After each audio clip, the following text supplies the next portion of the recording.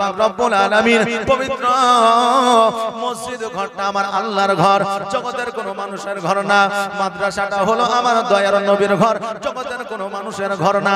আমার নবী যে মসজিদে নববীতে বৈশা আল কোরআনুল মাজিদ তেলাওয়াত করতেছেন ফজরের নামাজের পরে, একটা ছোট্ট বালক 6 বছরের সন্তান ওই মসজিদের পাশে খেলাধুলা করতেছিল। হঠাৎ করে আওয়াজ পাচ্ছে, কে যেন একটা মধুর সুরে কি যেন একটা কিতাব পড়তে আছে, এত সুন্দর আওয়াজ দিয়ে পড়ছে, এই আওয়াজটা এত সুমধুর লাগে, এই আওয়াজটা এত ভালো লাগে। মসজিদের জানালার পাশে গিয়া আমার নবীজি কোরআন তেলাওয়াত করেছে, আর ওই ছোট্ট বালক আমার নবীজির কোরআন তেলাওয়াত শুনতে আরম্ভ করেছে। এইভাবে যতক্ষণ পর্যন্ত আমার নবীজি কোরআন তেলাওয়াত করলেন, ততক্ষণ পর্যন্ত ওই বালকটি কোরআন তেলাওয়াত শুনলো। এবার আমার নবীজি যখন মসজিদ থেকে বাইরে হয়ে আসছে, দেখছে ওই বালকটা যেন আপনার চুপ করে বসে আছে, কোনো দিকে তার খেয়াল নাই, কোনো দিকে তার ধ্যান ধারণা নাই। মানুষ যখন একটা কাজের মধ্যে লিপিবদ্ধ হয়ে যায়, মন যদি চলে যায়, দেখবেন দুনিয়ার প্রতি তার কোনো খেয়াল থাকে না। কোন একটা কাজে যখন দেখবেন কেউ লিপ্ত হয়ে যাবে, দেখবেন ওই কাজের মধ্যে যদি তার মনটা চলে যায়, তো দুনিয়ার দিকে আর তার কোনো খেয়াল থাকবে না। একটা উদাহরণ দিয়ে বলছি, এখন যে যুবক ছেলেরা যে ফ্রি ফায়ার পাবজি খেলছে, দেখবেন ওই পাবজি আর ফ্রি ফায়ার খেলার সময় আর বাপও যদি ফোন করে তো ওই ফোনটা পর্যন্ত দেখতে পায় না, যে ওই ফোনটা পর্যন্ত দেখতে পায় না, যে তাহলে ও কিভাবে ওই ফ্রি ফায়ার মধ্যে ঢুকে থাকে একটু হিসাব করেন বেরাদার। এই ফ্রি ফায়ার খেলা শরীয়ত মোতাবেক, আমাদের ইসলামিক মোতাবেক এটা কিন্তু বিলকুল হারাম। জোরে বলেন নাউজুবিল্লাহ। যুবকরা তোমরা যদি খেলো, তাহলে আজকে থেকে তওবা করে এই ফ্রি ফায়ার খেলাকে বর্জন করো। বাবাজি ভাইরা, নবী আমার মসজিদে নববী থেকে বাইরে হয়ে আসলেন। আসার পরে ওই বালককে জিজ্ঞাসা করে, আল্লাহ বলে, বাচ্চা রে, এত সকালবেলা কোনো বাচ্চা খেলাধুলায় মত্ত হয় নাই, কেউ তো আসে নাই, কিন্তু তুমি এত সকালবেলায় এই মসজিদে নববীর সম্মুখে তুমি বসে আছো, কারণটা কি, কি ব্যাপার? বাচ্চাটা তাকায়া বলে, ওগো হুজুর, এতক্ষণ মসজিদ থেকে যে সুমধুর কণ্ঠে একটা আওয়াজ বার হয়ে আসছিল, কেমন যেন একটা কিতাব পড়তেছিল, ওই আওয়াজটা কেন আর হয় না, ওই আওয়াজটা কেন আর শুনতে পাই না? হুজুর বলে, বাচ্চা রে, আমি ওই কোরআন তেলাওয়াত করতেছিলাম, ওই কোরআন তেলাওয়াতটা তুমি শুনতেছিলে। বাচ্চাটি বলে, হুজুর আরো একবার পড়ে শোনান না, কারণ ওই আওয়াজটা শুনে আমি পাগল পারা হয়ে গেছি। নবী আমার বললেন, বাচ্চা রে, আমি প্রতিনিয়ত ফজরের নামাজের পরে এই কোরআনটা তেলাওয়াত করি, তুমি যদি কোরআন তেলাওয়াত শুনতে চাও, তুমি মসজিদের জানালা থেকে তোমাকে আর শুনতে হবে না, তুমি মসজিদের সম্মুখে এসে বসে যাবে, আমি কোরআন তেলাওয়াত করব, আর তুমি বসে বসে কোরআন তেলাওয়াত শুনবে। বাচ্চাটি বলল, ঠিক আছে ইয়া রাসূলুল্লাহ। পরের দিন ফজরের নামাজের পরে আমার নবীজি মসজিদের আপনার কোরআন নিয়ে বসবে, এমন অবস্থায় দেখছে যেন ওই বাচ্চাটা মসজিদে নববীর সিঁড়ির কাছে বসে রয়েছে। জোরে বলেন সুবহানাল্লাহ। ওই বাচ্চাটা আমার নবীজির কোরআন তেলাওয়াত শুনতে আরম্ভ করলেন, নবী আমার কোরআন তেলাওয়াত করতে আরম্ভ করলেন, নবী আমার সূর্যোদয় পর্যন্ত কোরআন তেলাওয়াত করলেন।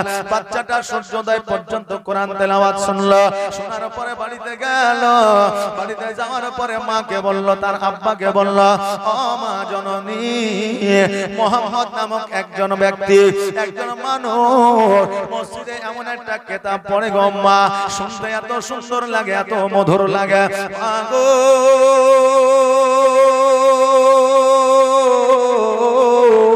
ওই আওয়াজ গানা শুনিয়া গো মা আমি যেন পাগল পারা হয়ে গেছে।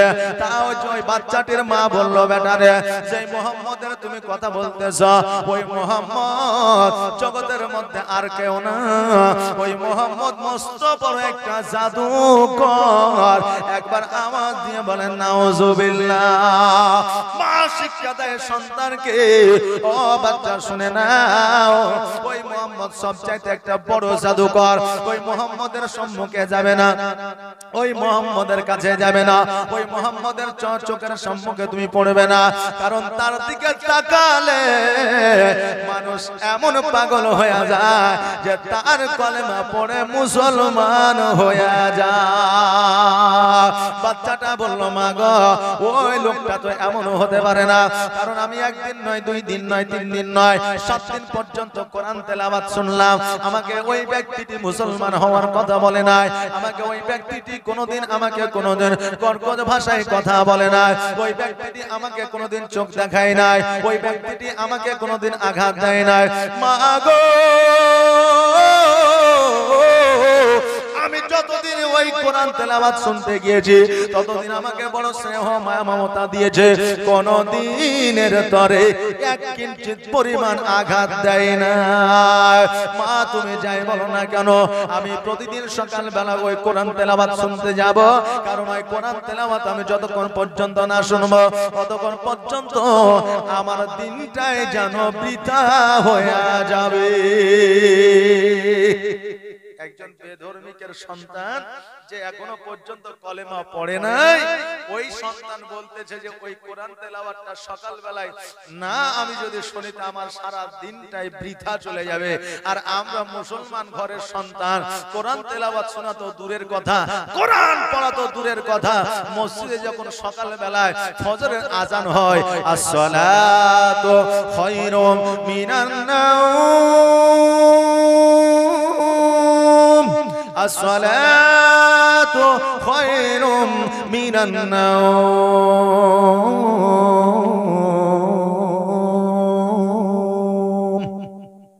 আমরা তখন ল্যাব দিয়ে আরো মুড়ি দিই, জি তখন ঘুমটা আরো বেশি আসে। ঠিক বলেছেন, কারণ শয়তানের যত বাচ্চা কাচ্চা আছে ও আকি চেপে ধরে, বুঝলেন না? ঘুম আরো বেশি আসে। আসসালাতু খায়রুম মিনান নাওম, নামাজ, ঘুম চাইতে নামাজ উত্তম, তখন আমাদের ঘুম আরো বেশি আছে। আবার কিছু কিছু মানুষ আছে বুঝলেন সকালবেলায় যে মুয়াজ্জিন আজান দেয়, আপনাদের দেশে হয়তো নাই, অনেক দেশে আছে, আজান দেয় যে দিসটা একটু তাড়াতাড়ি দিতে হয় না, কত দেরি করে দিস কেন? মানে 3 মিনিটের আজান ওকে শুনতে ভালো লাগে না বলে ওর কাছে 3 ঘন্টা হয়ে যায়, কিন্তু আজানও 3 মিনিটই দেয়, বুঝলেন না? তো একটু তাড়াতাড়ি করে আজান দিব, অতক্ষণ আজান দেয় মানে ওর ঘুমে ডিস্টার্ব হয়েছে। অনেক জায়গায় মুসলমান মসজিদের পাশে বাড়ি, অতএব ও বলে দিয়েছে এই ভোর রাতে খুব সাউন্ডে আজান দিবেন, আমার ঘুমের ব্যাঘাত ঘটে। মুসলিম নামাজ পড়ে না, আজান শুনলে তার মক্কাটা গরম হয়ে যায়। বাবজি ভাইরা আচ্ছা বলেন আজান শুনলে কে পালায়? যে শয়তান পালায়। তা আজান যখন হবে দেখবেন কেউ যদি নারাজ হয় তো দেখবেন যে ও শয়তানের ভাইরা ভাই, যে শয়তানের ভাইরা ভাই, বেরাদানে মিল্লাত ইসলামিয়া বাবজি ভাইরা। তাই আজান যখন হবে তো ওই আজানটা শোনার চেষ্টা করবেন, কারণ বেলাল যখন আজান দিত গো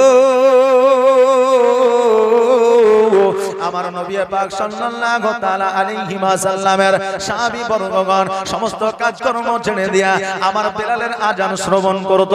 শুধু সেটাই নয়, আমার আল্লাহ তাবারাক তাআলার ফেরেশতা বর্গ পর্যন্ত ওই বেলালের আজান শুনতো। জোরে বলেন সুবহানাল্লাহ।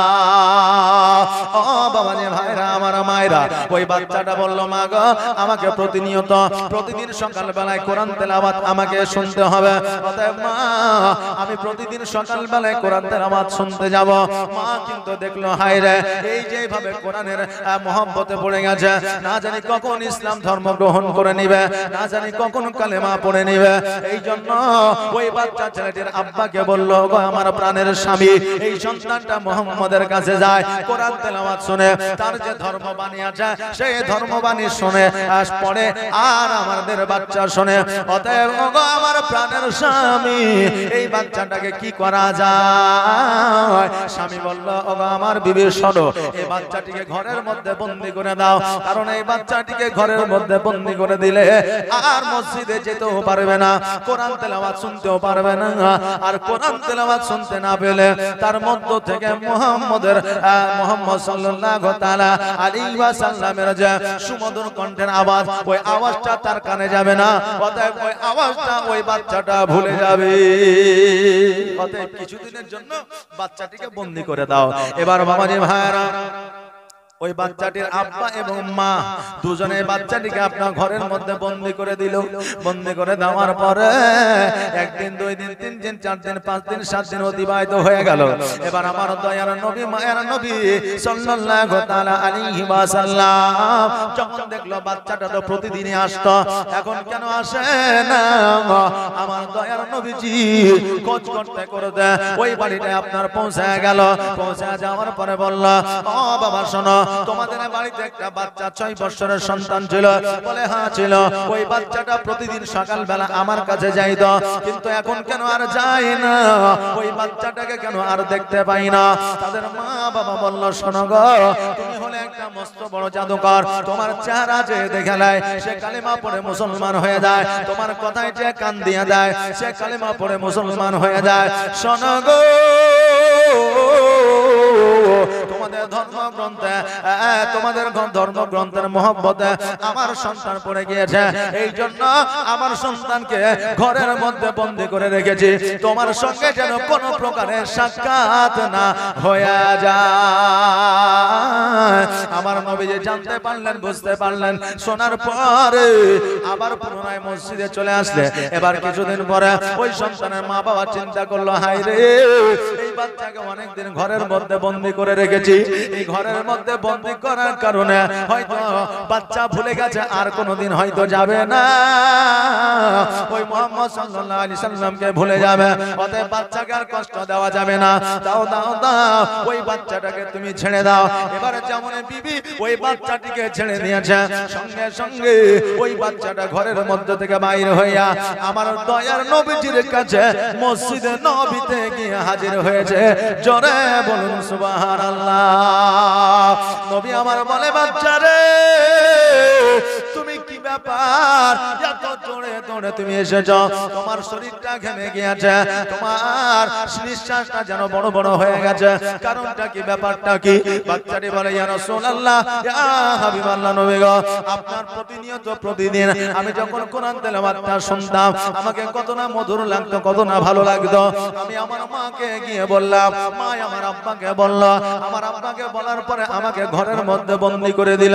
আমি চিন্তা করলাম, আমাকে যখন ঘরের মধ্যে বন্দী করে দিয়েছে, আমি কেমন করে নবীর কোরআন তেলাওয়াত শুনবো, এই চিন্তা করতে আরম্ভ করে দিলাম। দিন অতিবাহিত হয়ে গেল, রাত অতিবাহিত হয়ে গেল। সকালবেলায় যেই সময় আপনার কোরআন তেলাওয়াত আমি শুনতাম, ঠিক ওই সময়ে আমি বাড়ি থেকে যেন আপনার কোরআন তেলাওয়াত শুনতে পাই। জোরে বলেন সুবহানাল্লাহ। নবী গো, আমি 10 দিন পর্যন্ত বাড়িতে আমি বন্দী হয়েছিলাম, কিন্তু 10 দিন পর্যন্ত আপনার কোরআন তেলাওয়াত শুনেছি, অন্য কোন আওয়াজ আমার কানে যায় না। অতএব হুজুর, আর দেরি নয়, দেরি নয়, জলদি করে আপনার কালেমা খানা পড়ায়া আমাকে আপনি মুসলমান বানায়া নেন। নবী আমার বলল, বাচ্চা না, আজকে তুমি ছোট্ট অবস্থায় আছো, আজকে তোমাকে কালেমা পড়ায়া দিলে বাড়িতে তোমার প্রতি অত্যাচার হবে, আঘাত করবে, বাড়িতে তোমার প্রতি জুলুম করবে, অতএব তোমাকে কালেমা পড়তে হবে না। বাচ্চা বলল, ইয়া রাসূলুল্লাহ, ইয়া হাবিবাল্লাহ, নবী গো, আমার জীবন চলে যা, কিন্তু আপনার মহব্বতে আমি পড়ে গেছে, জলদি করে আমাকে কালেমা খানিয়ে পড়ে আনেন। নবী আমার বললেন, বাচ্চা শোনো, কালেমা পড়তে গেলে সর্বপ্রথম পবিত্রতা অর্জন করতে হয়। যাও যাও, বাড়িতে গিয়ে গোসল বানায় আসো। ওই বাচ্চাটা বাড়িতে গেল, যাওয়ার পরে গোসল বানাইলো, গোসল বানানোর পরে নবীজির কাছে হাজির হইল। ওই মসজিদে নবীতে আমার নবীজি কালেমা তাইয়্যিব পড়ালো, লা ইলাহা ইল্লাল্লাহ। সবাই বলেন কি হবে? লা ইলাহা, বলো লা ইলাহা। তোমার মতো এত ভালো, তোমার মতো এত ভালো কেউ তো আমায় বাসে না, তাই তো নবী আমি তোমার দিবানা, তাই তো রাসূল আমি তোমার দিবানা। বলো লা ইলাহা, বলো লা ইলাহা। ও কি শুনেছি কিতাবের লেখা,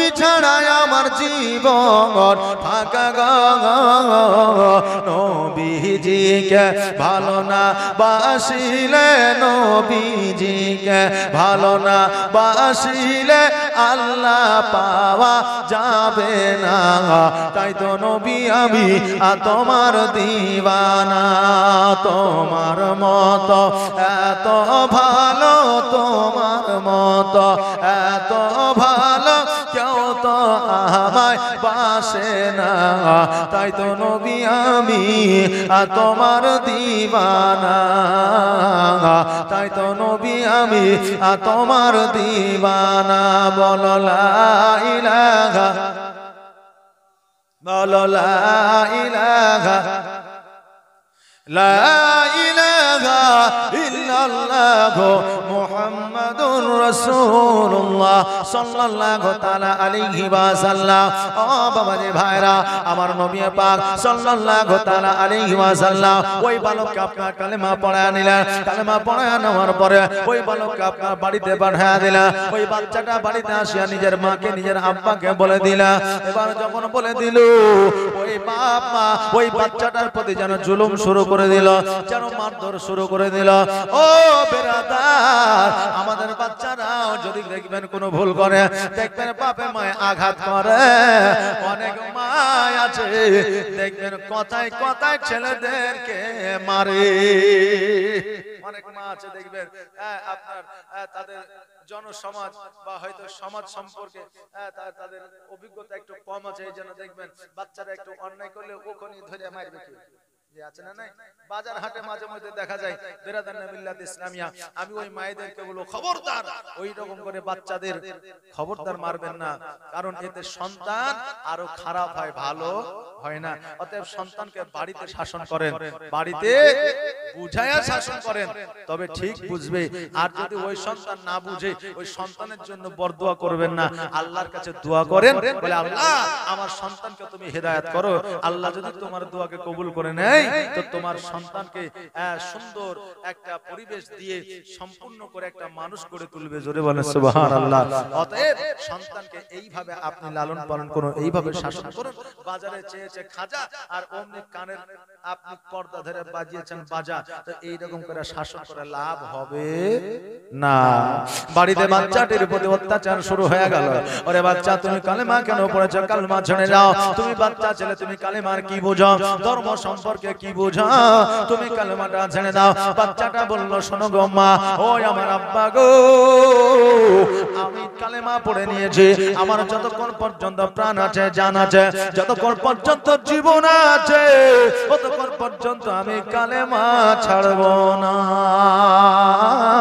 ওই বাচ্চাটার প্রতি সারা দিন সারা রাত জুলুম হয়েছে থাকতে না পারিয়া সকাল বেলায় আমার নবীর কাছে গিয়েছে নবীর কাছে যাওয়ার পরে বলে ইয়া রাসূলুল্লাহ ইয়া হাবিবাল্লাহ নবী গো আমি জানি মানি শুনেছি গো ইয়া রাসূলুল্লাহ আপনার দোয়া নাকি আমার আল্লাহ ফিরায় দেয় না অতএব ইয়া রাসূলুল্লাহ আমার পিতামাতা আমার প্রতি বড় অত্যাচার করে ওগো ইয়া রাসূলুল্লাহ দয়া করে আপনি আমার পিতামাতার জন্য দোয়া করে দেন আমার পিতামাতাকে যেন আল্লাহ হেদায়েত করে আর আমার পিতামাতাও যেন আপনার হাতে হাত দিয়ে কালেমা খালি পড়ে না আমি তাতে খুশি হয়ে যাব নবী আমার বললেন বাচ্চা তুমি কি এটাই চাও বলে হ্যাঁ সঙ্গে সঙ্গে আমার নবীজি হাত মুবারক দুইখানা তুললেন এইদিকে আমার নবীজি হাত মুবারক খানা তোলা বাচ্চাটি চিন্তা করে আল্লাহ গো আমি শুনেছি নবীর দোয়া নাকি কারেন্টের চাইতে দ্রুত কবুল হয়ে যায় আমি একটু পরীক্ষা করে নি আমার বাড়ি যাওয়ার আগে আমার নবীর দোয়া কবুল হয়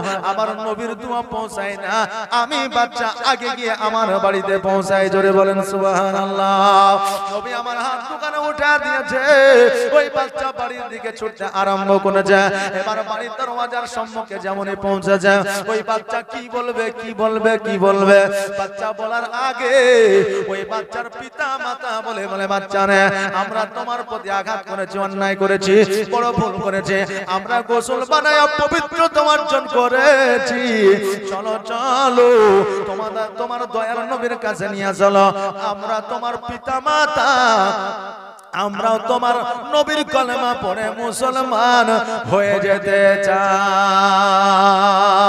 নবীর প্রেমে পাগল হইলে, নবীর প্রেমে পাগল হইলে আল্লাহ তাআলা খুশি।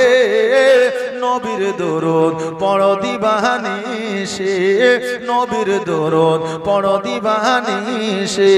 নবীর প্রেমে পাগল হইলে, নবীর প্রেমে পাগল হইলে আল্লাহ তাআলা খুশি।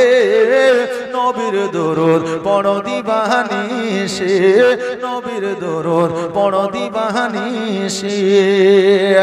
ও কি নবীর প্রেমে পাগল হইলে আমার আল্লাহ তাআলার দিদার মিলে গো। থাকো যদি যদ বাহালে, থাকো যদি যদ বাহালে হইয়া প্রেম উদাসী। নবীর দরুদ পড়ো দিবানিশি, নবীর প্রেমে পাগল হইলে, নবীর প্রেমে পাগল হইলে আল্লাহ তাআলা খুশি। নবীর দরুদ পড়ো দিবানিশি, নবীর দরুদ পড়ো দিবানিশি। ও বাবা রে ভাইরা, ওই বাচ্চাটি বড় খুশি হইয়া নিজের পিতা মাতাকে লইয়া আমার নবীজির কাছে হাজির হইলা। নবীজির কাছে হাজির হইয়া বলে, ইয়া রাসূলুল্লাহ, ইয়া হাবিবাল্লাহ, নবী গো, আমি পরীক্ষা করছিলাম আপনার দোয়া আমার বাড়িতে আগে পৌঁছায় নাকি আমি বাচ্চা আমি আমার বাড়িতে আগে পৌঁছায়। পরীক্ষা করতে গিয়া দেখলাম গো হুজুর আমার আগে আপনার দোয়া পৌঁছে গিয়েছে। জোরে বলেন সুবহানাল্লাহ। ও বাবা রে ভাইরা, আমাদের জগতের মধ্যে মানুষের দুইটা জায়গা আছে, যে দুইটা জায়গার দোয়া যদি আমরা পেয়ে যাই আমাদের জীবনটা ধন্য হয়ে যায়। এই দুইটা মানুষ যদি আল্লাহর দরবারে দোয়া করে দেয় কারেন্টের মতো কবুল হয়ে যায়। সন্তানের জন্য পিতা মাতা, আর বিবির জন্য প্রাণের স্বামী। সন্তানের জন্য পিতা মাতা আর বিবির জন্য হলো স্বামী। মাওলানা সাহেব বলেছে, স্বামীর পায়ের তলে স্ত্রীর জান্নাত, আর পিতা মাতার পায়ের তলে সন্তানের জান্নাত। একজন মা আমার বাড়িতে গেছে, যাওয়ার পরে সন্তানটিকে বসায় দিয়া স্বামীর পায়ের তল করতে আরম্ভ করেছে। এখন স্বামী বলছে, হারে পাড়াতে জালসা হয়েছে, তুই পায়ের তল করছিস, কারণটা কি? বলে, তুমি বকিও না, চুপচাপ শুয়ে আছো, শুয়ে থাকো, না হলে খবর আছে। এখন স্বামীর 100-র মধ্যে 80% স্বামী বিবিদের দেখে ভয় করছে। কেন জানেন? কারণ লক্ষ্মী ভান্ডারেও মালিক, আধার কার্ডেও মালিক, রেশন কার্ডেও মালিক, স্বাস্থ্য সাথীতেও মালিক। যে আর কদিন পরে বুঝলেন তোর আব্বার নাম কি রে? বলে আব্দুল কুদ্দুস। কদিন পরে দেখবেন আব্বার নাম বললে চিন্তা না, তোর মার নাম কি? তখন চিন্তা যে কদিন পরে আর বাবার নাম জিজ্ঞাসা করবে না, কদিন পরে বলে তোর মার নাম কি? কারণ অনলাইনে আধার কার্ডে যেখানে যাবেন মায়ের নামই উঠছে। এখন রেশন কার্ডে যদি আপনি বলেন যে এই অমুক ছেলেটা রেশন পাইছে না, তাহলে কোন মানে পরিবারের মধ্যে, তো যদি বলেন কুদ্দুসের পরিবার বলে হইলো না, অভিভাবকের নাম বলো, মানে মেয়ে ছেলের নাম বলতে হবে। কথা ঠিক বলছে না? বলুন, মেয়ে ছেলের নাম বলতে হবে। কদিন পরে আর জিজ্ঞাসা করতে হবে না তোর বাপের নাম কি, কদিন পরে জিজ্ঞাসা করতে হবে তোর মায়ের নাম কি। জি, এবার স্বামী বলছে কি ব্যাপার পায়ের তল করছে, কারণটা কি? বিবি বলছে তুমি চুপ করে শুয়ে আছো, শুয়ে থাকো, নইলে খবর আছে। এখন স্বামী বলছে আধার কার্ডেও মালিক, স্বাস্থ্য সাথীতেও মালিক, রেশন কার্ডেও মালিক, ভোটার কার্ডেও মালিক, আইডি তেও মালিক, সব জায়গায় যখন মালিক, আমিও করে দিলাম তোকে মালিক। যা খুশি তাই কর। এখন স্বামী এক মাজা খুঁড়েছে, স্ত্রী এক মাজা খোঁড়ার পরে আইলে গেলছে, চুপ করে বসে আছে। স্বামী বলছে কি ব্যাপার, কেন খুঁড়ছিস, কি ব্যাপার বলবি তো আমাকে। এখন বিবি বলছে আর বলিয়েন না, ওই ভগবান বলা থেকে মাওলানা পিয়ারুল এসেছিল, যে বললো যে স্বামীর পায়ের তলে জান্নাত। তো জান্নাত তো কোনোদিন দেখিনি, তো আজকে আমি খুঁড়তে আরম্ভ করেছি, যতক্ষণ জান্নাত না দেখবো অতক্ষণ পর্যন্ত আমি খুঁড়া বন্ধ করব না। এখন স্বামী বলছে কি কথা, কার পায়ের তলা খুঁড়ে গিয়ে জান্নাত পাবি, আমার পাখানা একটু টিপিয়া দে তো জান্নাত পাবি। এখন বিবি বলছে ওইরকম জান্নাতের দরকার নাই, মানে স্বামীর সেবা করে ও জান্নাত নিবে না, প্রয়োজনে জগৎ খুঁড়ে ফেলে দিল, কোনো অসুবিধা নাই। বাপজি ভাইরা আমার, মায়েরা গো, জগতের মধ্যে তোমার স্বামী যদি তোমার জন্য দোয়া করে দেয়, তোমার জন্য দোয়া, স্বামীর দোয়া কারেন্টের মতো কবুল হয়ে যাবে। আর মা বোনেরা, তোমরা যদি নামাজ পড়ে পড়ে তোমাদের কপালে ঘটা ফেলে দাও, এত পর্দা করো, এত পর্দা করো, পর্দার মধ্যে থাকিয়াও তোমার স্বামী যদি তোমার কথার দ্বারা, তোমার কাজের দ্বারা, তোমার কর্মের দ্বারা, তোমার কোনো ব্যবহার, তোমার চরিত্রে যদি স্বামী যদি কিঞ্চিত পরিমাণ আঘাত পেয়ে যায়, আর ওই আঘাত পেয়ে যাওয়ার কারণে স্বামীর মনটা যদি খারাপ হয়ে যায়, কিয়ামত পর্যন্ত আল্লাহর দরবারে তুমি জান্নাত পাইবে না। এইজন্য স্বামীকে খুশি রাখো। আর স্বামীরাও মনে করছে যে বিবিরা তো আমাদের গোলাম, বাড়িতে বিয়ে করে নিয়ে এসেছে মানে যা বলবো তাই শুনবে, গোবর তুলতো গোবর তুলবে, গুড়া দিত গুড়া দিবে, ভাত রান্না করতে দিবে, সময় মতো খাবার যদি না দেয় তো বিবিকে দিব চমকে নাকি, এই তোরে এখনো পর্যন্ত খাবার রান্না হয়নি, ধান লাগিয়ে চলে এলাম, 3টা বাজে গেল। এইরকম পরিবেশ আমাদের ইসলাম কি শিখিয়েছে বাবা? শিখিয়েছে? শিখাই নাই। আমার আল্লাহ বলছে বান্দারা শুনে নাও, শুনে নাও, আমি মহিলাকে পুরুষদের পায়ের মাটি দিয়ে তৈরি করতাম কিন্তু তৈরি করি নাই। আমি মহিলাদেরকে পুরুষদের হাতের মাটি দিয়ে তৈরি করতে পারতাম কিন্তু তৈরি করি নাই। আমি মহিলাদেরকে মানুষের পুরুষদের মাথার মাটি দিয়ে তৈরি করতে পারতাম কিন্তু করি না।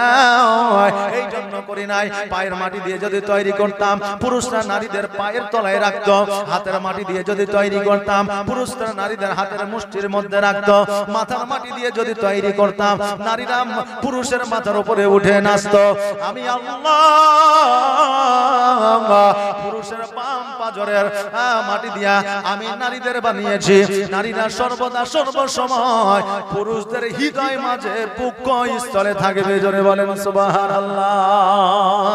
তবে পুরুষদের বলতে পর পুরুষের লাই, নিজের স্বামীর। এখন মৌলবীদেরকে নিয়ে সব জায়গায় আলোচনা সমালোচনা হয়, বুঝলেন না? যে এখন তো সব চাইতে যদি বড় বড় হাদিস যদি আপনি খুঁজতে যান তো বড় বড় মাদ্রাসায় গিয়েও পাবেন না। এই যে মাদ্রাসার ইনি আছেন, ইনার কাছে গেলেও পাবেন না যে হাদিস চায়ের দোকানে পাবেন। জি, চায়ের দোকানে বড় বড় মুফতি মুহাদ্দিস বসে থাকে, জানেন?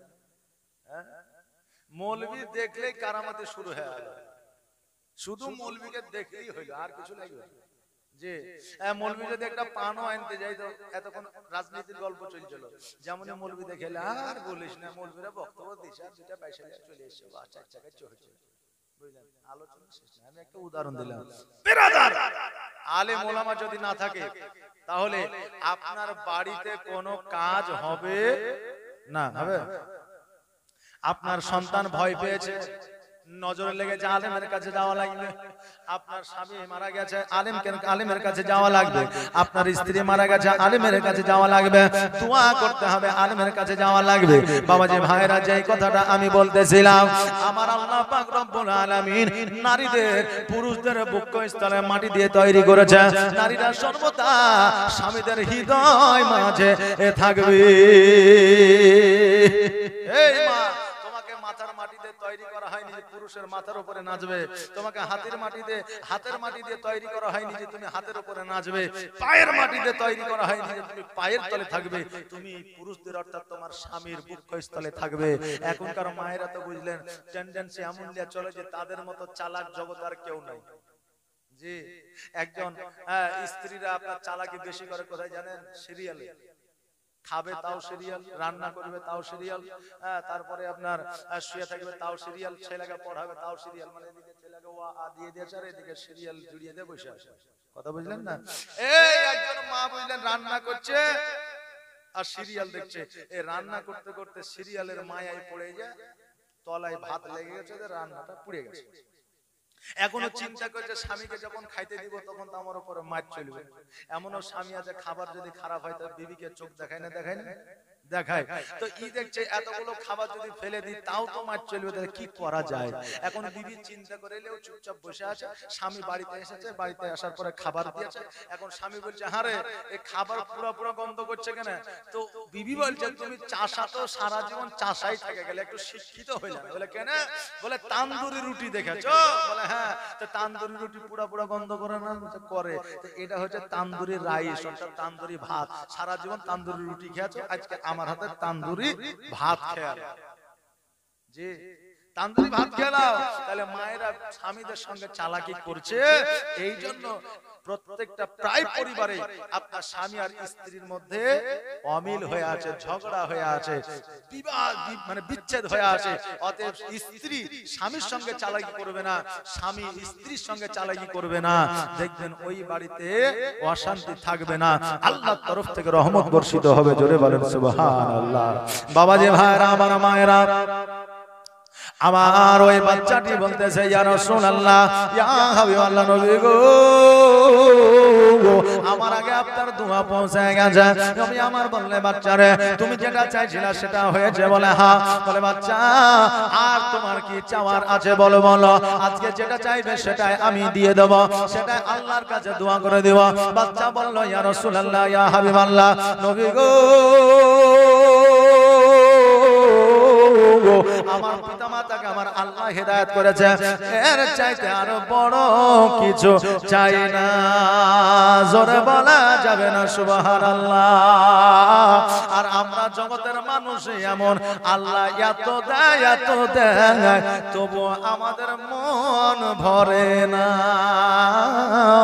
ওই বাচ্চা যখন এই কথা বলল, বলার পরে আবার নবীজি আলহামদুলিল্লাহ বললেন, বাচ্চাকে আলহামদুলিল্লাহ পড়ালেন।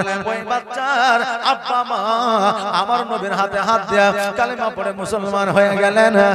আর আমার নবী পাক সাল্লাল্লাহু তাআলা আলাইহি ওয়াসাল্লাম ওই বাচ্চার নতুন একটা নাম রাখলেন, যেই নামটা হলো আমিরুল মুমিনিনের সঙ্গে জড়িত করা নাম, ওমরে ফারুক। জোরে বলেন সুবহানাল্লাহ। ওই বাচ্চা একটা নাম দিয়ে দিলেন আমার দয়ার নবী, মায়ার নবী সাল্লাল্লাহু তাআলা আলাইহি ওয়াসাল্লাম। জগতের মানুষের ধার্মিক দিক থেকে আর বেধর্মিক দিক থেকে ধর্মের মানুষদের আমি সহযোগিতা করব, বেধর্মিককে করব না, এই রকম নীতি রীতি আমার নবীর মধ্যে ছিল না। ছিল? বড় বড় আলেম, মুফতি, মুহাদ্দিস, ইনাদেরকে জিজ্ঞাসা করবেন, আপনাদের এলাকায় মাদ্রাসা আছে, এই মাদ্রাসায় বহু যোগ্যতম আলেম আছে, শিক্ষিত আলেম আছে, তিনাদেরকে জিজ্ঞাসা করবেন, নবী আমার ধার্মিক বেধর্মিক এদের মধ্যে কোনদিন কোন রকম ভাবে আপনার যে অসুবিধা আছে সহযোগিতা করব না, এইরকম মানসিকতা আমার নবীজি রাখতেন না। একজন বেধর্মিক বালক, ওই বালকের আব্বা মারা গিয়েছে, ওই বালকের আব্বা মারা গিয়েছে। এখন চাচারা ওই সন্তানকে দেখে না, ওই সন্তানের মাকেও দেখে না। এবার ওই সন্তানের মা বলতেছে, বেটা রে, আমাকে যখন তোমার আব্বা বিবাহ করেছিল তখন আমাকে একটা কাপড় দিয়েছিল, ওই কাপড়টা পচে গিয়েছে, ছিঁড়ে গিয়েছে, আমি বাড়ি থেকে বাইরে হতে পারছি না। বেটা রে, একটা কাপড়ের যদি ব্যবস্থা করে দিতে পারো আমি বড় খুশি হব, আর আমার ইজ্জতটা বেঁচে যাবে, বেইজ্জত হব না। এখন আপনার বাচ্চা ছেলেটি পোশাকের জন্য চাচার কাছে গেল, চাচা বলল, না না, হবে না, আমার ভাই আমাদের আর জগতে কেউ নাই। ফুপুর কাছে গেল, ফুপুও দিল না। পাড়া প্রতিবেশীর কাছে গেল, পাড়া প্রতিবেশী দিল না। এবার ওই বাচ্চা চিন্তা করে, হায় রে, আমার মায়ের কাপড় নাই, আমার মায়ের পোশাক নাই, এই সময়ে এই আমার মায়ের কি ইজ্জতের হানি হয়ে যাবে, আমার মা কি বেইজ্জতি হয়ে যাবে। ওই বাচ্চা আপনার চুপচাপ বসে আছে, আর যেন চিন্তায় চিন্তিত হয়ে আছে। এখনো পর্যন্ত জগতের মধ্যে এইরকম বাচ্চা আছে না নাই? আছে না নাই? আছে। দেখবেন আব্বা মারা গেছে, মা মারা গেছে, আর ওই বাচ্চাটিকে তাদের চাচারা, তাদের দাদুরা, দাদিরা দেখতে পারে না, কারণ ওই বাচ্চা বাড়িতে থাকলে সম্পদের ভাগ লেগে যাবে। এরকম এতিমদেরকে বাবা দেখতে পারে না। আজকে থেকে 2 দিন আগেকার ঘটনা মোবাইলে এখনো পর্যন্ত আপনার ডাউনলোড করা আছে, অর্থাৎ মোবাইল এখনো পর্যন্ত ভরা আছে, যে একটা বাচ্চা খুব বেশি হলে 8 বছর বয়স হবে, ওই বাচ্চাটার আব্বা মা একসঙ্গে অ্যাক্সিডেন্টে মারা গিয়েছে। তার বাড়ি বেশি দূরে নয়, ভগবানগোলা, শ্যামপুর, নতুন পাড়া, ও নিজে প্রকাশ করেছে। এবার ওই বাচ্চাটিকে তার দাদু দাদি চাচারা বাড়ি থেকে তাড়িয়ে দিয়েছে। কি করবে? জিয়াগঞ্জ স্টেশনে 10 দিন থেকে 11 দিন রাত্রি দিন অতিবাহিত করেছে, আর একটা চায়ের দোকানে প্রতিদিন চা বিস্কুট খাই, ফ্রিতে কাজকর্ম করে দেয়। এখন কুঠিরামপুরের আপনার একজন ব্যক্তি গিয়ে যখন মানুষ তুলতে গেছে কাজে, তখন ওই বাচ্চাটিকে দেখেছে যে হ্যাঁ রে বাপ, তুই এত রাত্রে এই জায়গায় বসে গেছে, তোর কি বাপ মা নাই, বাড়ি ঘর নাই? ও বলছে যে আমার বাপ মা ছিল, অ্যাক্সিডেন্টে মারা গেছে, আমার দাদু দাদি আমার চাচারা আমাকে বাড়িতে উঠতে দিছে না, মারধর করছে, এই জন্য আমি দেখছি কোথায় যাব, আমি এই স্টেশনে আমি রাত্রি দিন কাটাচ্ছি। ওই বাচ্চাটি বড় কষ্টের সহিত এই কথা বলতে আছে যে আমার দাদু দাদি আমার চাচা চাচি বাড়িতে উঠতে দিছে না, আমাকে মারধর করছে, এই জন্য আমি স্টেশনের দিনটাকে রাত্রিটিকে অতিবাহিত করছি। বাবাজি ভাইরা, এই যে এতিম ছেলেটিকে বাড়ি থেকে তাড়িয়ে দিচ্ছে, এরা কত নিকৃষ্ট জাতির মানুষ হিসাব করতে পারেছেন? জি, একটা এতিমকে তাড়িয়ে দিচ্ছে, যে এতিমের মাথায় হাত বুলালে আমার নবী বলেছেন একটা মাকবুল হজের সব দিবে আল্লাহ। জোরে বলেন সুবহানাল্লাহ। ওই এতিমকে তাড়িয়ে দিয়েছে।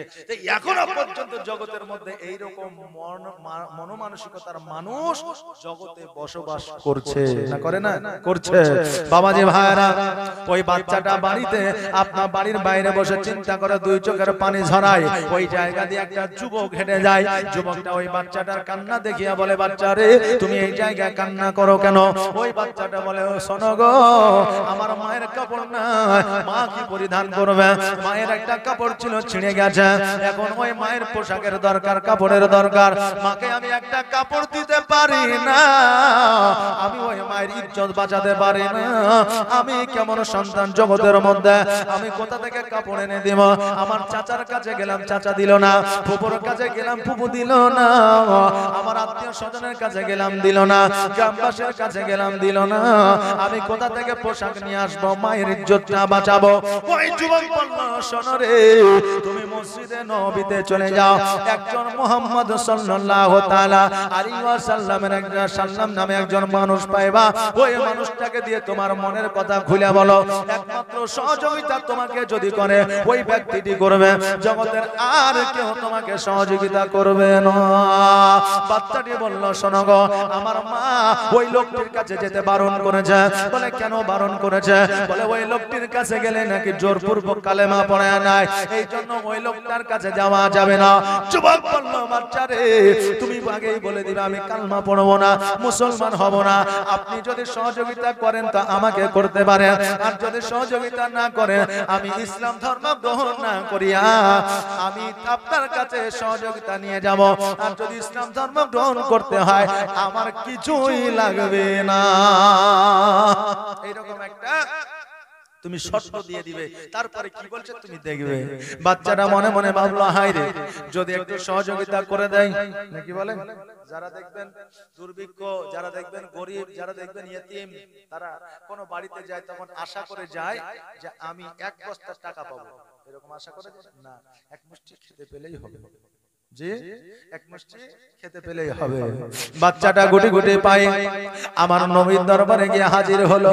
হাজির হওয়ার পরে নবীকে ডাকতেও পারে না, কিছু বলতেও পারে না, নবীর দিকে যেন আপনার তাকায় আছে। নবী আমার ওই বাচ্চাটির দিকে তাকায়া বলল, বাচ্চা রে, আজকে তোমার চোখের পানি, আজকে তোমার দুই চোখ দিয়ে কেন অশ্রু ঝরে?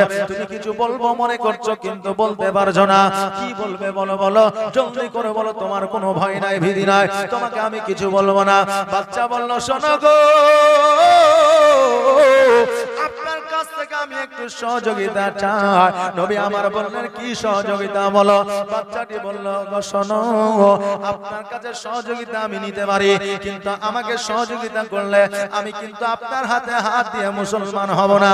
নবী আমার বললেন, মুসলমান হতে হবে না, ধর্ম পরিবর্তন করতে হবে না, আমার কালিমা পড়তে হবে না, বলো তোমার কিসের প্রয়োজন? বাচ্চাটি বলল, শোনো গো হুজুর, আমার মা এখনো পর্যন্ত ঘরের মধ্যে রয়েছে, আমার মায়ের একটা কাপড় নাই, পোশাক না, আমার মায়ের কাপড় ছিঁড়ে গেছে, আমার মায়ের ইজ্জত বাঁচানোর জন্য একটা কাপড় যদি আপনি আমাকে দিতেন আমি বড় উপকৃত হতাম।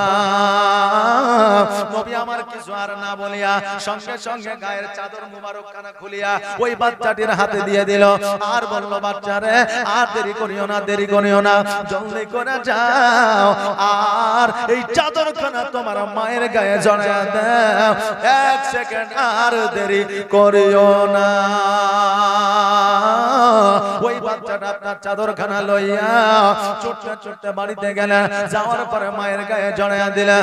বাচ্চাটার মা বললো, বেটা রে বলো বলো, এত সুন্দর চাদর, এত সুন্দর এত খুশবুদার চাদর কোথা থেকে তুমি নিয়ে আসলা? কে তোমাকে দিল? কোথা থেকে তুমি পাইলা? বাচ্চাটি দুই চোখের পানি ছেড়ে দিয়ে বলল, মা আমি কাপড়ের জন্য চাচার কাছে গিয়েছিলাম গো মা, আমার চাচা তাড়া দিয়েছে, আমার চাচা আমাকে একটা পোশাক দেয় না। মা গো আমার ফুপুর কাছে গিয়েছিলাম, আমার ফুপু আমাকে একটা পোশাক দেয় না, আমার ফুপু আমাকে তাড়া দিয়েছে। মা গো বুক ভরা যন্ত্রণা লইয়া আমি গাছের তলায় বসিয়া কাঁদতেছিলাম। একটা যুবক আমাকে খবর দিল, সন্ধান দিল, ওই মোহাম্মদের কাছে যাও, তোমাকে সহযোগিতা করবে। মা আমি ওই মোহাম্মদের কাছে গিয়েছিলাম, আমি বললাম আমি মুসলমান হতে পারবো না যদি আমাকে সহযোগিতা করেন। মা গো আমি কিন্তু মুসলমান হই না, আমি কিন্তু কালেমা পড়ি না, আমাকে বিনা কালেমায় আমার নবীজি এই চাদরখানা দিয়েছে, আর বলে দিয়েছে বাবা রে দেরি করিও না, দেরি করিও না, জলদি করে নিয়ে যাও, তোমার মায়ের ইজ্জতটা আগে বাঁচায়া নাও। মা আমি সঙ্গে সঙ্গে চাদরখানা নিয়ে আসিয়া আমি তোমার গায়ে জড়াইয়া দিয়েছি। ওই বাচ্চাটির মা বলল, বেটা আজকে তোমার চাচার কাছে গেলে তোমার চাচা সহযোগিতা করলো না, আজকে তোমার ফুপুর কাছে গেলে তোমার ফুপু সহযোগিতা করলো না, আজকে তোমার আত্মীয়র কাছে গেলে আজকে তোমার আত্মীয় সহযোগিতা করলো না, আজকে পাড়া প্রতিবেশীর কাছে গেলে আজকে তোমার পাড়া প্রতিবেশী সহযোগিতা করলো না। বেটা রে আজকে এই দিনের মধ্যে মুহাম্মদ সাল্লাল্লাহু তাআলা আলাইহি ওয়াসাল্লাম যখন সহযোগিতা করেছে, হেল্প করেছে, যখন আমাদের দিকে চোখ তুলিয়া তাকায়ছে, অতএব ওই মুহাম্মদ জাদুকর হতে পারে না, অতএব ওই মুহাম্মদ কোন রকমের খারাপ হতে পারে না।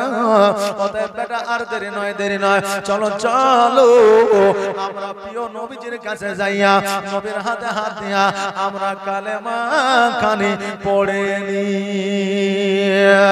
ওই ইতিম বাচ্চাটাকে নিয়া আমার নবীজির কাছে আসিয়া আমার নবীজির কাছে কালেমা খানি পড়িয়া মুসলমান হয়ে গেলেন বাবা। ওই ইতিম বাচ্চা আমার নবীর দিকে তাকায়া কান্দে, আমার নবীজি বাচ্চার আপনার চোখের পানি মুছায়া দিয়া আমার নবীজি বলে, বাচ্চা রে আজকে ইতিমের যে যন্ত্রণা ব্যথা বেদনা এটা আমি নবী ছাড়া আর কেউ জানে না। আমি এতিম হয়ে কাঁদি না কেন তোমরা বলতে পারো, আমি এতিম হয়ে কাঁদি না কেন তোমরা বলতে পারো। এতিম ছিলেন আমার নবী,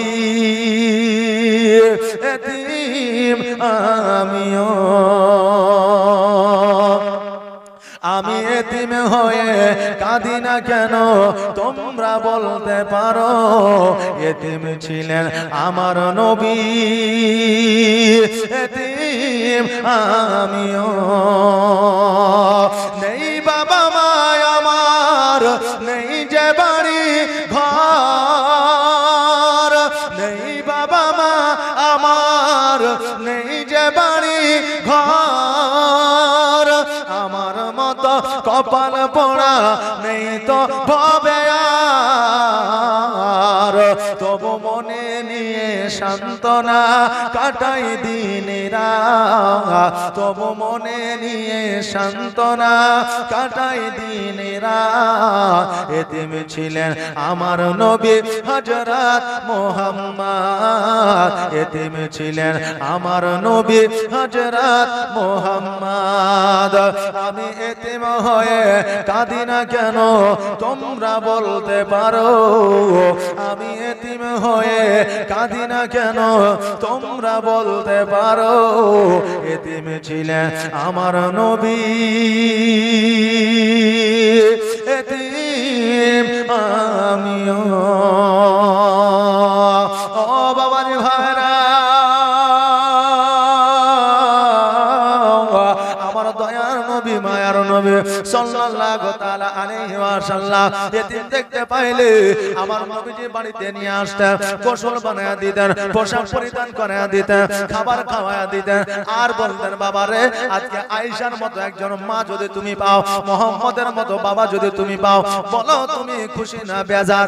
এখন ওই এতিম বলতো হুজুর গো আমরা আখেরি পয়গম্বরকে যদি আমি বাবা হিসাবে পাই, আখেরি পয়গম্বরের বিবি মা আয়েশা সিদ্দিকা রাদিয়াল্লাহু তাআলা আনহাকে যদি আমার মায়ের বদলে পায়, আমার মতো সৌভাগ্যবান আর জগতে কেউ থাকবে না।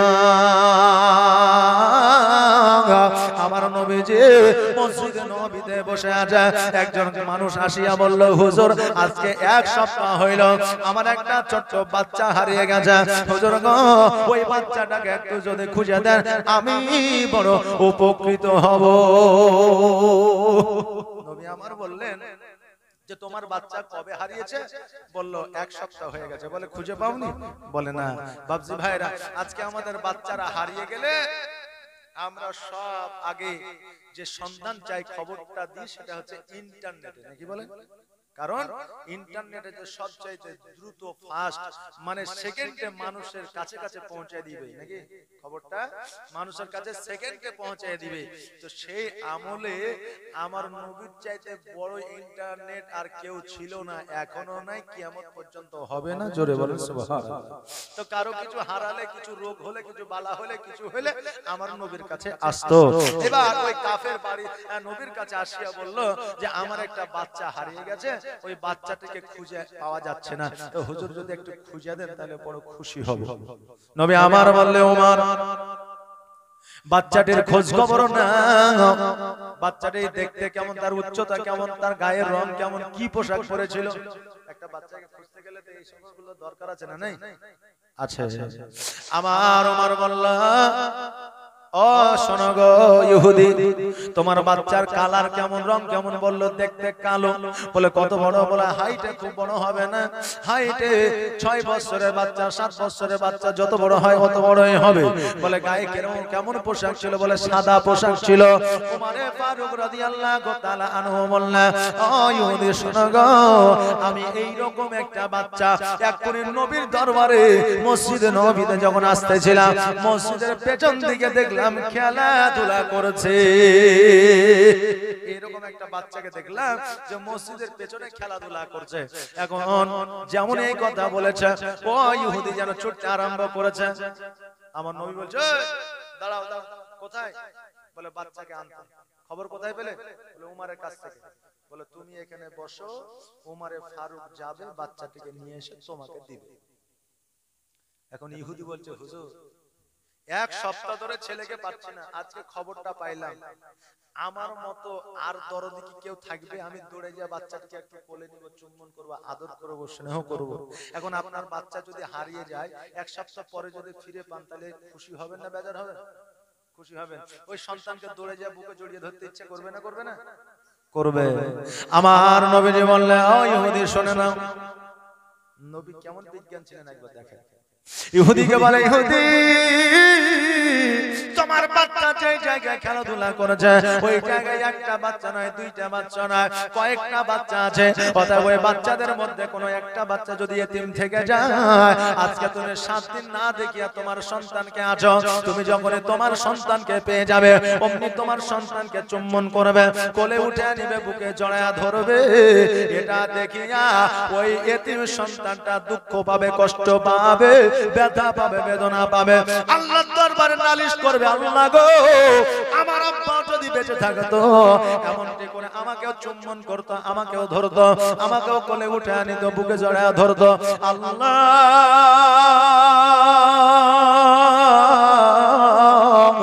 আজকে আমার আব্বা জগতের মধ্যে কেন বেঁচে না? আল্লাহ দরবারে নালিশ করবে, অতএব তুমি যাবে না। আমার সাহাবী ওমর ফারুক যাবে, ওমর ফারুক তোমাকে নিয়ে এসে দিবে, আর তুমি ওই বাচ্চাটিকে নিয়ে বাড়িতে যাবে, কিন্তু ওই জায়গায় তুমি যাবে না। ওমর ফারুক রাদিয়াল্লাহু তাআলা আনহু ওই বাচ্চাটিকে নিয়ে আসলেন, ওই বাচ্চাটিকে নিয়ে আসার পরে ইহুদির হাতে তুলে দিল। ইহুদি যেন বাচ্চাটিকে চুম্বন করলো, বুকে জড়ায়া ধরলো, আর আমার দয়ার নবীকে বলল, ইয়া রাসূলুল্লাহ, ইয়া হাবিবাল্লাহ, এত যুক্তি সংযত কথা আমাকে আজ পর্যন্ত কেউ বলে না, এত ভালো সংবিধান আমাকে কেউ দেখায় না। ও হুজুর, আপনার কথায় আমি ইহুদি খুশি হয়ে গেছে, আর ইহুদি থাকতে চায় না, জলদি করে আপনি আমাকে মুসলমান বানায়া নেন। আরে বাবারা, আমার নবীর ব্যবহার চরিত্রে কথাবার্তা মানুষ মুগ্ধ হয়ে গিয়ে আপনার মুসলমান হয়ে গেছে। আর আজকে আমরা বাবাজি যখন কাজে থেকে, যখন বিদেশ থেকে, যখন বাজার থেকে আমরা বাড়িতে আসি, সন্তানের জন্য আপেল নি, কলা নি, আঙ্গুর নি, মিষ্টি নি, আর আমরা পরিষ্কার একটা সাদা পলিথিনের মধ্যে, ক্যারির মধ্যে, প্লাস্টিকের মধ্যে ঢুকাইয়া রাস্তা দিয়া দেখাতে দেখাতে চলে আসি না, রাস্তা দিয়ে দেখাতে দেখাতে চলে আসছি। একটা যদি ইতিম ওই খাবারটা দেখে নেয়, আর যদি আফসোস করে লে, আল্লাহ আমার আব্বা যদি বেঁচে থাকতো তাহলে এইরকম ভাবে মিষ্টি আমার বাড়িতে আমার আব্বা নিয়ে আসতো, এই কথা ভাবিয়া যদি দুই চোখের পানি ছেড়ে দিয়ে কাঁদে, তো আপনার ওই মিষ্টি নিয়ে যাওয়াটা বৃথা হয়ে যাবে। কিয়ামতের দিন আপনাকে জবাব দিতে হবে। জোরে বলেন সুবহানাল্লাহ। এই জন্য আমার নবী বলেছেন, তোমার বাচ্চাকে যদি আদর করো ঘরের মধ্যে করো, তোমার বাচ্চাকে যদি আদর করো চার দেওয়ালের মধ্যে করো, তোমার বাচ্চার জন্য যদি খাবার নিয়ে যাও একটা ব্যাগের মধ্যে ঢুকায় নিয়ে যাও, যেন কোনো পর বাচ্চা তোমার খাবারটা না দেখতে পায়। ও বাবাজি, ভাইরা, আমার মায়েরা, তাহলে নিজের সন্তানকে আদর যত্ন করে রাস্তার ধারে খাওয়াবেন না, নিজের সন্তানকে আদর যত্ন করে আপনার সন্তানের কপালে চুম্বন করবেন না, নিজের সন্তানকে অন্য কোন সন্তানের সম্মুখে বড় মায়া দয়া দেখাবেন না, কারণ ওই জায়গায় যদি এতিম চলে আসে, আর যদি এগুলা দেখে নেন, ওই এতিমটা নারাজ হয়ে যাবে, আর এতিম যদি নারাজ হয়ে যায়, কাল কিয়ামতের দিনে তোমাকে জবাব দিতে হবে। আজকাল বর্তমানে আমাদের বাচ্চারা দেখবেন অনেক সময় আপনার পথহারা হয়ে যাচ্ছে, অনেক সময় পিতামাতার কথা শুনে না, পিতামাতার কথার অবাধ্য হয়ে যাচ্ছে। এর জন্য ওই বাচ্চারা দায়ী নয়, এর জন্য দায়ী হলো আমাদের সন্তানের পিতা ও মাতা। জোরে বলুন নাউজুবিল্লাহ। এর জন্য দায়ী সন্তানের পিতামাতা। বলে কেন? কারণ হলো যে ওই বাচ্চাকে সন্তানের পিতামাতা এত ভালোবাসা দিচ্ছে যে সন্তান যদি বলছে যে আব্বা আজকে কলা খাবো, তো চাইছে দুইটা, তো এনে দিচ্ছে 10টা। এই দিচ্ছে না, দিচ্ছে না? এখন বলছে আব্বা মিষ্টি খাবো, তো চাইছে দুইটা, তো এনে দিচ্ছে 10টা। এখন বলছে আব্বা আমি বাইক নিব, বাইক কিনে দিচ্ছে। আব্বা আমি আজকে পোলাও খাবো, এনে দিচ্ছে। বাবা আমি আজকে বিরিয়ানি খাবো, এনে দিচ্ছে। মানে যেটাই চাইছে সেটাই বাপ যথাসাধ্য ছেলেকে এনে দিয়ে দিচ্ছে। বাপজি ভাইরা, এমন একটা সময় আসবে যে সময় ওই সন্তান বলবে আব্বা আমার এটা লাগবে। আপনি যখন দিতে পারবেন না, আপনি সন্তানের কাছে সবচাইতে বড় ধরনের খারাপ হয়ে যাবেন। অতএব বাচ্চাদেরকে অভাব শেখান। কি শিখাবেন? বাচ্চাদেরকে অভাব শেখান।